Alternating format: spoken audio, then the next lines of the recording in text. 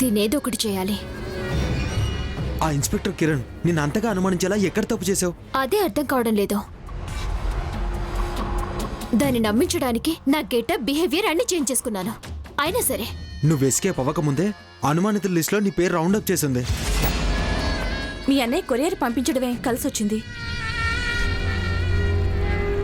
Yes, దాని ద్వారానే నేను బ్యూటీ పార్లర్లో పనిచేస్తున్న విషయం తెలిసింది. ఇంకేముంది, దాంతో మొదట్లో చెప్పినవన్నీ అబద్ధాలని తెలిసిపోయింది. ఫెర్నాండస్ గురించి తెలిసింది. మీరిద్దరూ భార్యాభర్తలని చెప్పారు. ఆ విషయం మా పక్కింటి వాళ్ళని ఎంక్వైరీ చేసి తెలుసుకొని ఉంటుంది. శేషుకు నువ్వు పరిచయం అయింది కూడా అక్కడేం తెలిసింది. బా, నా గురించి మొత్తం తెలిసిపోయి ఉంటుంది. అసలు ఇన్స్పెక్టర్ కిరణ్ ఏదైనా కేసు దొరికితే వదిలేలా లేదు. దానికి పెళ్ళైందా? లేదు, అన్మ్యారీడ్ అనుకుంటా. అమ్మ, బాబు, అక్క, చెల్లి, తమ్ముడు, ఫ్యామిలీ ఉంది. నో రిషిక, నువ్వు ఆలోచిస్తోంది నాకు అర్థమైంది. పోలీసులే టచ్ చేయడం అంటే మన చావు డేటు మనమే ఫిక్స్ చేసుకున్నట్టు. అవును, విగ్రహం కేసులో అరెస్ట్ అయితే జైల్లో ఉంటావు. అదే పోలీసులతో అంటే ప్రాణాలు పోయినా పోవచ్చు. మనిషి అన్నవాడు ఏదో ఒక రోజు చావక తప్పదు. అందరికీ చావు కామన్, డేటే తేడా. అయితే ఇప్పుడు ఏం చేద్దాం? ఒక నిమిషం.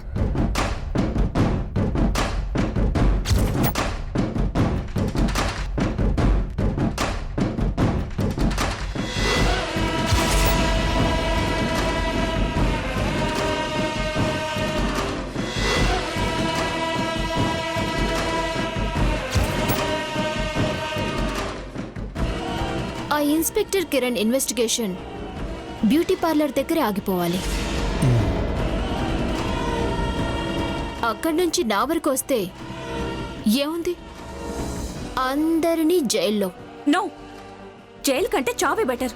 నేను అదే ఆలోచిస్తున్నాను, కానీ మన చావు కాదు, ఆ ఇన్స్పెక్టర్ చావు.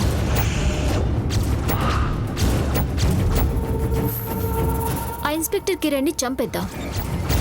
రిషిక, ఆఫర్ లేదు శేషు.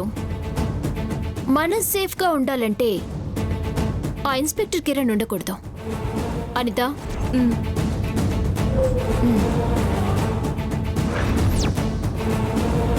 చెప్పేది జాగ్రత్తగా వినండి.